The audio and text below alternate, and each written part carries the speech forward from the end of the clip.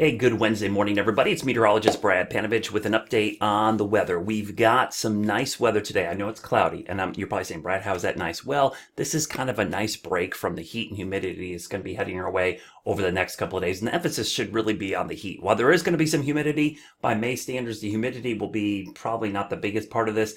It's the intense heat that we're getting for this time of year. And I'll talk a lot about this coming up. But let's start with today first, because you may have noticed we've got a lot of clouds out there, mist and drizzle, kind of what we expected. A backdoor front came through. And if you're watching me last night, we talked about how today would probably be the coolest day we're going to see for a long time. And I'm not kidding. It might be the coolest day we see until autumn, because by the time this heat wave breaks, we're going to be well into June. And by then, you would expect temperatures to be pretty warm. So today is one of those days we're getting that northeast wind. A backdoor front has come in. That front's lying somewhere in there.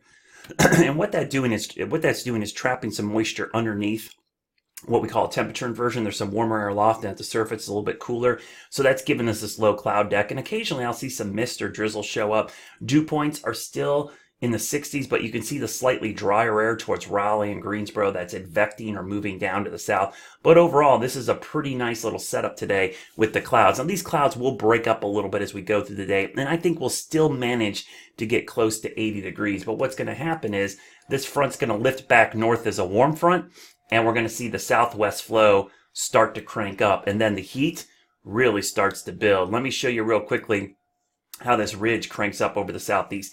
You know, we talk about the polar vortex, with this big low coming down from Canada and sitting over Hudson Bay and giving us cold air. Well, what we're about to see is kind of the summer's version of the polar vortex. Instead of cold, this is basically a heat ridge. We sometimes jokingly call it the death ridge. If you're a storm chaser, you know what I'm talking about, because this will kill storms. And it's also referred to as a death ridge for farmers, because sometimes once these set up, you get intense heat and drought, which can cause issues for your crops and your livestock. So watch this thing crank up across the southeast. You see it building over the Carolinas. This is going through today.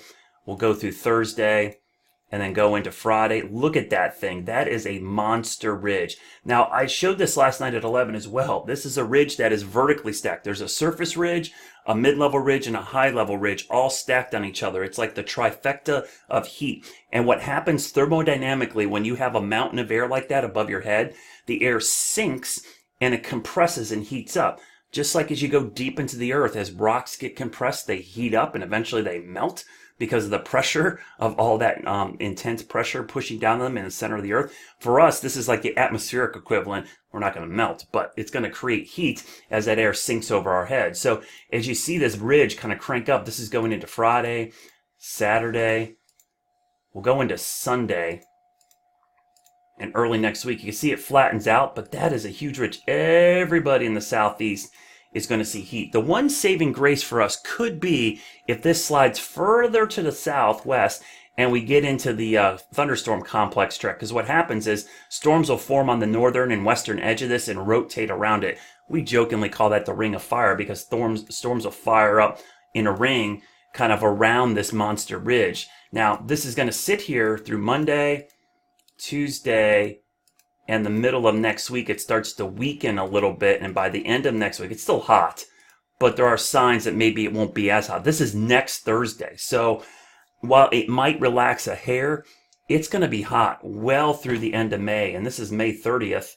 We'll go into early June, and you can see the ridge more centered over the Gulf of Mexico, but maybe we'll start to see better chances of afternoon storms, which will help cool us down and keep us from getting too much into a drought. When we see droughts in the southeast, it's because that ridge sets up right here and doesn't move. So the fact that there's a little bit of dipping going on here and the ridge is shifting here, and this is by Tuesday, June 4th, it's pretty far out.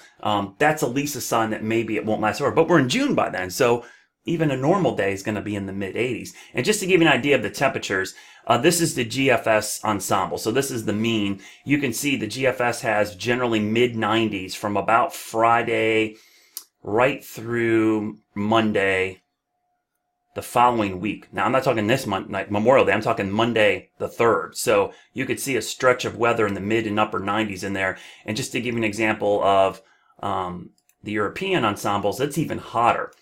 It actually has temperatures approaching triple digits Friday, Saturday, Sunday, and Monday. And a lot of folks online, they're saying to me, Brad, it's hot. It's no big deal. It's summer. But this is the thing. For May standards, this is crazy heat. This would be the hottest May temperatures. If we hit 96 or higher, that's the warmest it's been in Charlotte in the month of May since 1953. And if we get to 97 or 98, that's the hottest it's been since the 1940s. We haven't been above 95 degrees in Charlotte since 2011, and that's the only time in the 16 years I've been here we've ever been that hot in the month of May. This is hot by May standards. If this was the middle of the summer, this would be our typical heat wave. But just to put in perspective, if we had this departure from average in the middle of the summer when the average high is around 90, this is the equivalent of being like 105 to 108, which is crazy because our all-time record high in Charlotte is only 104.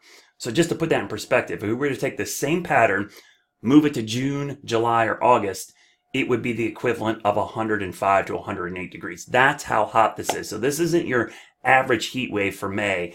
Typically, a heat wave for us is just getting to 90 in May, not getting close to triple-digit heat. So just to kind of hit this home even further, this was the graphic I posted. I think I posted on Monday or maybe Tuesday. These are the hottest temperatures we've ever seen in Charlotte in the month of May. The all-time hottest is 98 degrees. So we've never hit triple digits in May. 98, we actually happened 3 times in 1941. This 97 is the one we're keeping an eye on because that's 1953. All these other dates, 1895, 1940, 1926, 1925, 1918, 1916. Then you see 2011, that's when it was 95 degrees. So if we get to 95, this would be the hottest since 2011. But if we hit 96 or above, you're talking about dates between 1953 and 1895. So it hasn't been this hot in May in a really long time. And the fact that it's going to last for several days just adds to it. And by the way, we will see pop-up storms maybe, but the chances are minuscule. When you have a ridge like this overhead, not only does it heat the air, when that sinking air dries things out and squashes thunderstorms. You can get a thunderstorm, especially off a mountain or an outflow boundary, but it's incredibly hard. You're just going to see isolated shower storm. But we'll keep an eye on that threat going through the weekend. Just get your air conditioning ready, get your body ready, and make sure you have plenty of water. This is going to be a doozy of a heat wave for early in the season.